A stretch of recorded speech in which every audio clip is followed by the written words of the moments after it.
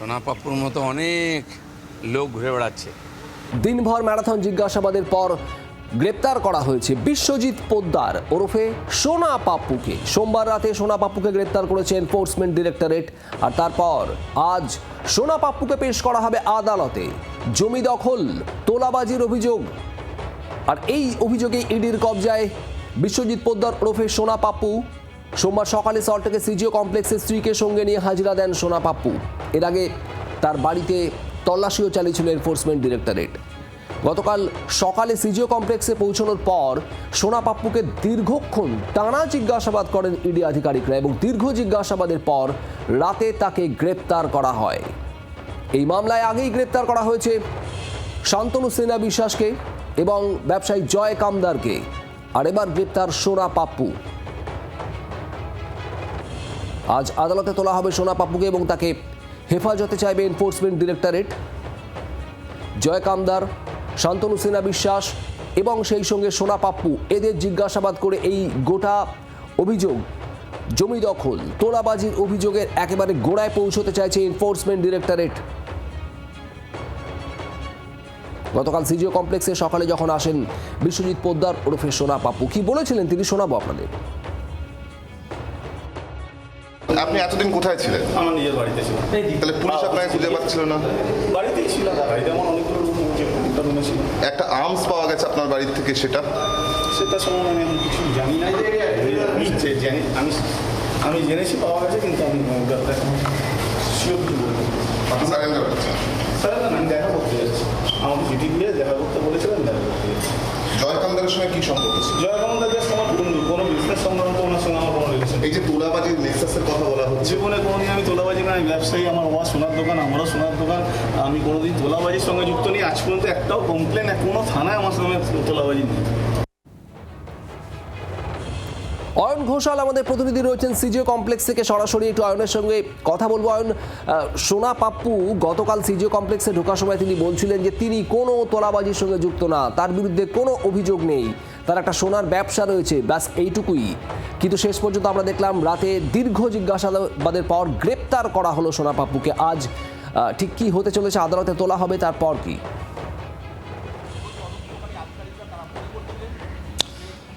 প্রথমে জানিয়ে রাখি যে এই যে সিজিও কমপ্লেক্স এর 6 তলায় এখানে যে ইডির বিশেষ লকআপ রয়েছে, এই লকআপেই কালকে রাত কেটেছে সোনা পাপ্পু ওরফে বিশ্বজিৎ পোদ্দারের। বিশ্বজিৎ পোদ্দার বিগত 8 বছর ধরে খাতায় কলমে একটি প্রমোটিংয়ের ব্যবসা চালান বটে, কিন্তু আদতে বিশ্বজিৎ পোদ্দারের নামে জোর করে জমি দখল, তোলাবাজি এবং সেই জমি দখল করে সেখানে একের পর এক অজস্র বেআইনি অবৈধ নির্মাণ তার অভিযোগ উঠেছে। সোনা পাপ্পুর নাম প্রথম আসে কাকলিয়ায় যে গুলি চালানোর ঘটনা, এই গুলি চালানোর ঘটনার পরিপ্রেক্ষিতে, এবং তারপরেই কেঁচো খুঁড়তে কেউটে বেরোয় দেখা যায় জয় কামদার সহ একাধিক প্রমোটার, ব্যবসায়ী, তাদের নেতৃত্বে বা তাদের সবাইকে সঙ্গে নিয়ে সোনা পাপ্পু কোটি কোটি টাকার একটা জালিয়াতি এবং তোলাবাজির কারবার ফেঁদে বসেছিল। তুমি যে কথাটা বলছিলে যে এই সিজিও কমপ্লেক্সে গতকাল সোমবার যখন বিশ্বজিৎ পোদ্দার ওরফে সোনা পাপ্পু ঢুকছে, তখন জি 24 ঘন্টায় আমার সহকর্মী বিক্রম দাস তাকে প্রশ্ন করার সময়ও তিনি যথেষ্ট কনফিডেন্ট ছিলেন এবং তিনি জানাচ্ছিলেন যে অফিসাররা ডেকেছেন, তিনি তাই দেখা করতে এসছেন।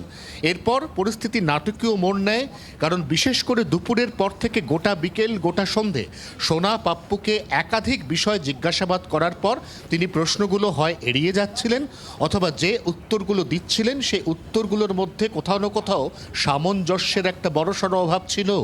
এবং ঠিক সেই কারণেই তথ্যে অসঙ্গতি এবং জিজ্ঞাসাবাদে অসহযোগিতার পরিপ্রেক্ষিতে সোনা পাপ্পুকে গ্রেফতার করে এনফোর্সমেন্ট ডিরেক্টরেট। আজ আর কিছুক্ষণের মধ্যে তাকে এখান থেকে বার করে বিধাননগর মহকুমা হাসপাতালে প্রথমে মেডিকেল করানো হবে এবং তারপর আদালতে পেশ করা হবে। মূলত ইডি সোনা পাপ্পু ওরফে বিশ্বজিৎ পোদ্দারের বিরুদ্ধে যে অভিযোগ বা যে চার্জ ফ্রেম করেছে, এই চার্জ ফ্রেমে কয়েকশো কোটি টাকার দুর্নীতি জড়িত। এবং শুধু তো সোনা পাপ্পু নয়, তার পক্ষে তো বা এককভাবে তো এই এত বড় সাম্রাজ্য এটা পরিচালনা করা সম্ভব নয়।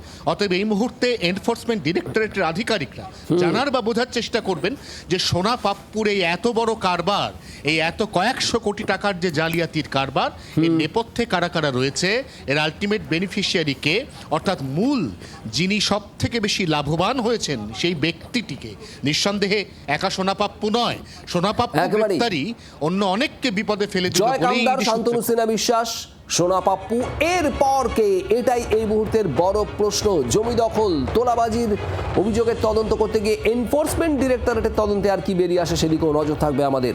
অয়ন, ধন্যবাদ তোমাকে। আর এ নিয়ে রাজ্যের মন্ত্রী দিলীপ ঘোষ কি বলেছেন শুনুন।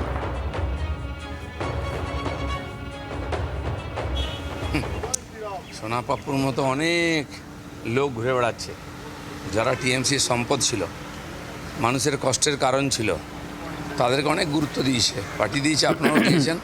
এরকম হাজার হাজার আছে যারা এই সমাজে বাংলাকে একদিন পিছিয়ে নিয়ে যাচ্ছিল। আইন আছে, সবার বিচার হবে। আমি তো পাবলিককে বলবো, যদি কোনো ঘটনা ঘটে থাকে আপনার সঙ্গে, আপনি কমপ্লেন করুন, তার সুবিচার পাবেন। বাংলার আওয়াজ, বাঙালির আবেগ, জি 24 ঘন্টা।